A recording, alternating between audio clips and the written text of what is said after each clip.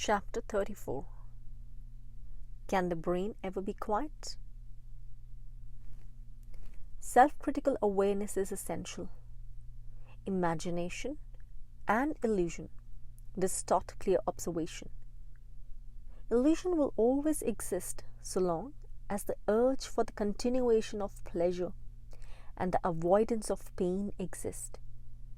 The demand for those experiences which are pleasurable to continue or be remembered, the avoidance of pain, suffering. Both these breed illusion.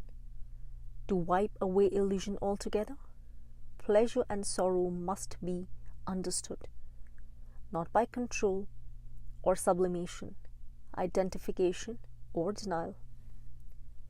Only when the brain is quiet can there be right observation. Can the brain ever be quiet? It can, when the brain, being highly sensitive without the power of distortion, is negatively aware.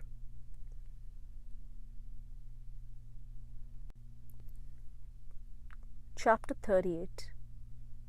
No escape from loneliness. Love's not attachment. Love does not yield sorrow. Love has no despair or hope. Love cannot be made respectable, part of the social scheme. When it is not there, every form of travail begins. To possess and to be possessed is considered a form of love. This urge to possess a person or a piece of property is not merely the demands of society and circumstances, but springs from a far deeper source. It comes from the depths of loneliness. Each one tries to fill this loneliness in different ways. Drink, organized religion, belief, some form of activity, and so on. All these are escapes, but it's still there. To commit oneself to some organization, to some belief or action, is to be possessed by them negatively, and positively is to possess.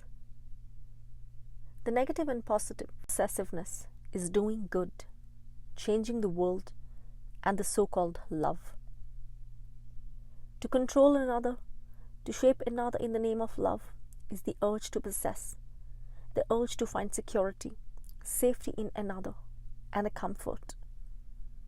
Self-forgetfulness to another, through some activity, makes for attachment. From this attachment, there is sorrow and despair, and from this, there is the reaction to be detached. And from this contradiction of attachment and detachment arises conflict and frustration.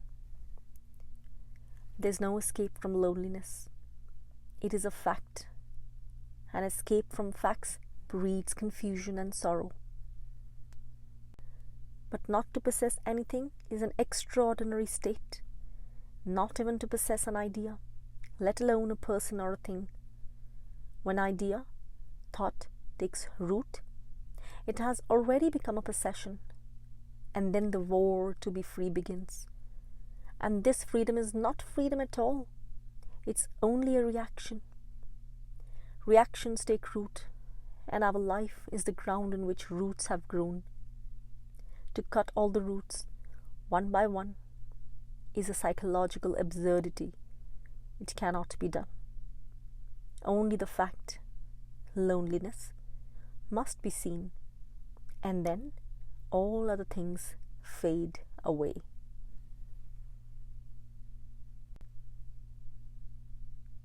Chapter 44. What meditation is not. Meditation is not a search, it's not a seeking, a probing, an exploration. It is an explosion and discovery. It's not the taming of the brain to confirm, nor is it a self-introspective analysis.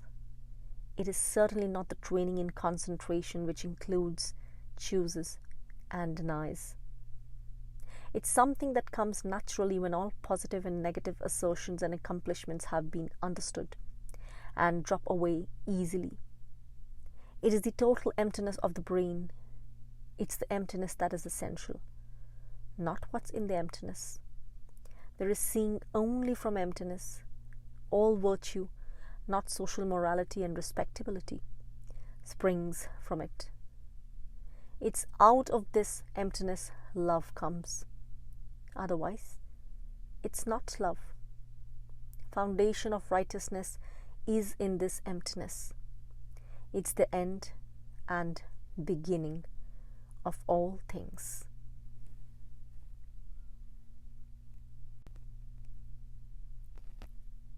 Chapter 45.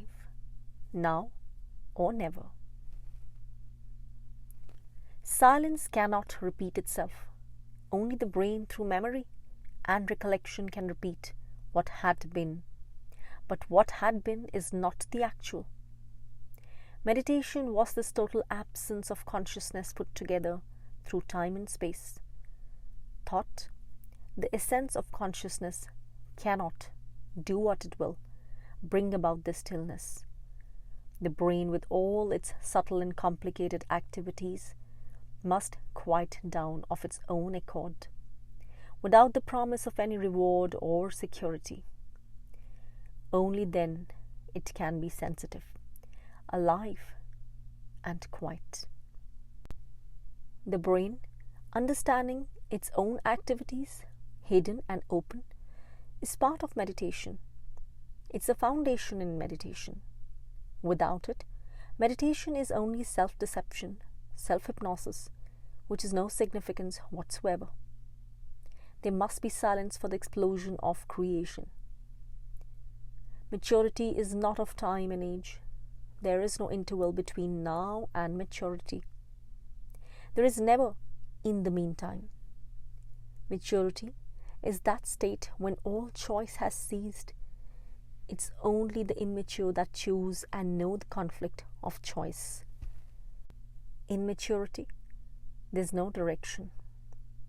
But there's a direction which is not a direction of choice. Conflict, at any level, at any depth, indicates immaturity. There's no such thing as becoming mature, except organically. The mechanical inevitability of certain things to ripen. The understanding, which is the transcending of conflict in all its complex varieties, is maturity.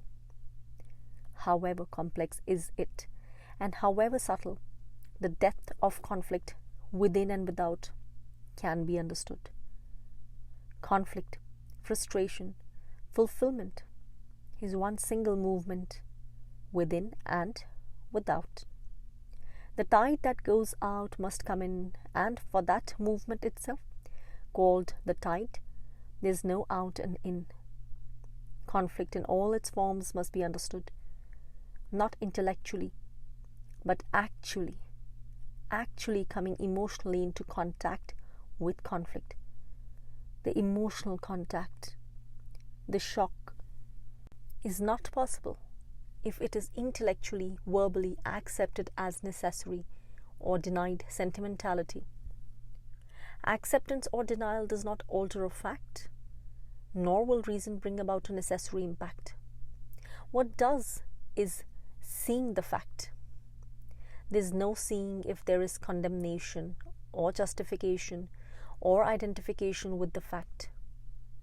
Seeing is only possible when the brain is not actively participating, but observing, abstaining from classification, judgment, and evaluation.